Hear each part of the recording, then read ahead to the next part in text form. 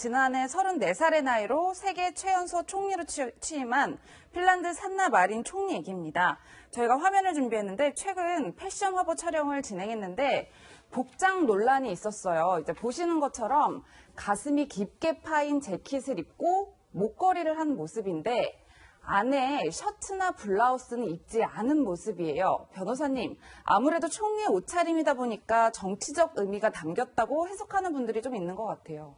저는 저 옷차림 보면서 굉장히 신선한 느낌을 받았어요. 근데 총리잖아요. 그렇죠. 나이는 물론 뭐 굉장히 젊습니다. 그렇지만 근데 제가 어떻게 보면 이제 그 세계에서 나타난 최연소 총리라고 볼 수가 있어요. 그런데 물론 뭐 그냥 일반의 어떤 보수적인 시각에서 보면 저거에 대해서 굉장히 많이 비난할 수 있다고 봅니다. 그런데 어떤 옷차림에 제가 볼 때는 너무 집중할 게 아니고 네. 제가 아마 저 총리가 뭔가 메시지를 주려고 그랬을 거예요. 네. 그러니까 본인이 어떤 뭐 섹시함을 나타내기 위해서 저 사진을 찍었겠습니까? 예. 그것은 잡지사하고 같이 얘기가 돼서 어떤 나의 이러한 모습들이 여성 평등이랄지 이 사회 존재는 어떤 잘못된 부분에 대한 그런 메시지를 주기 위해서 한 것이다 보고 사실은 또 뭐 그 가슴 완전 드러낸 게 아니잖아요. 그래서 저건 굉장히 메시지를 주면서도 어떤 도발적이긴 하지만 저는 굉장히 좋은 점수를 주고 싶습니다. 네. 예.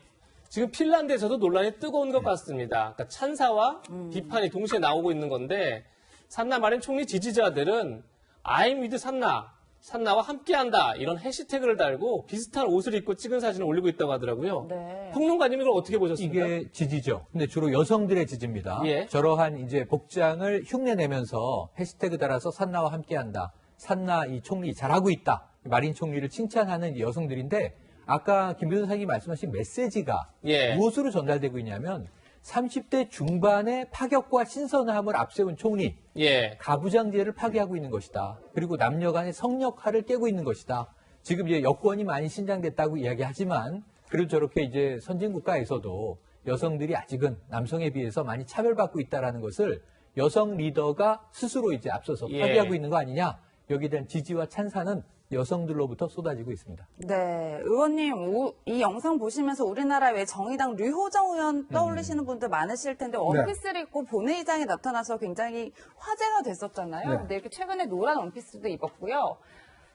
저희 세대가 많이 입는 이렇게 좀 출근할 때 혹은 뭐 야외에 놀러 갈 때 입을 듯한 옷을 입고 국회에 가서 혹은 이렇게 작업복 차림으로 일종의 뭐 시위를 하고 또 국정감사 때는 헬멧을 쓰고 작업복도 입어서 굉장히 이렇게 화제가 됐어요. 네. 이 모습은 어떻게 보시나요? 저는 참 이 처음에 보면서 이게 결국 이게 어떤 면에서 보면 국회가 좀 젊음의 상징이라든지 정말 어떤 이 초선 의원이 보여준 발랄함과 또 재기 발언함 이런 것들을 좀 보여줬다는 생각이 들어요. 지금 이호정 의원이 뭐 들어올 때는 여러 가지 논란이 있었습니다만은 저 의정 활동을 쭉 보면서 초선들은 저래야 된다는 생각이 들어요. 예. 왜냐하면 금기를 깨는 거잖아요. 그러니까 국회에 와서 단순히 옷을 뭐 가리는 게 아니라 국회에서 우리가 왜 꼬리타분하게 어떤 면에서 항상 정장만 입어야 되느냐.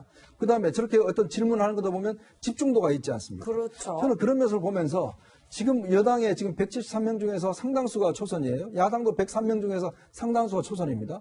근데 그동안 언론에 한 번이라도 이름이 등장한 의원이 있는가라는 문제를 한번 고민해 보십시오. 그리고 똑같이 소리 지르고 예를 들어서 질문하는 것도 보면 저는 그런 모습을 보면서 왜 그 많은 초선들이 들어갔음에도 불구하고 이렇게 관심을 받지 못할까? 네. 왜 왜 유호정 의원만 어떤 면에서 이렇게 관심을 받을까라는 문제를 생각해 보면 우리가 초선들한테 요구하는 거는 실수해도 괜찮습니다. 이게 어쩌면 자기가 정말 국회에 들어가서 국민들이 원하는 것들을 저런 방식으로 표현하는 거예요. 그게 어떤 면에서 보면 우리가 국회의원들한테 요구하는 거거든요. 국회의원들 다 헌법기관입니다. 당에서 말 못하게 한다고 하지 말고 당에서 억누른다고 하지 말고 이런 게 아니라 정말 초선 의원들이 하고 싶은 이야기 하고 그런 또 보고 싶은 거 보여주고 그런 게 초선의 어떤 특기 아니겠습니까? 저는 그래서 이번 국감을 기회로 해서 정말 그 많은 여당과 야당에 있는 초선 의원분들 정말 좀 분발하십시오. 저는 이호정 의원 저런 면에서 본다면 박수를 보내고 싶습니다. 네. 예. 사실 뭐 정책적으로 다른 면에서 또 화제가 되는 다른 초선 의원들도 많이 있다. 뭐 이런 말씀도 같이 좀 드리고 싶습니다.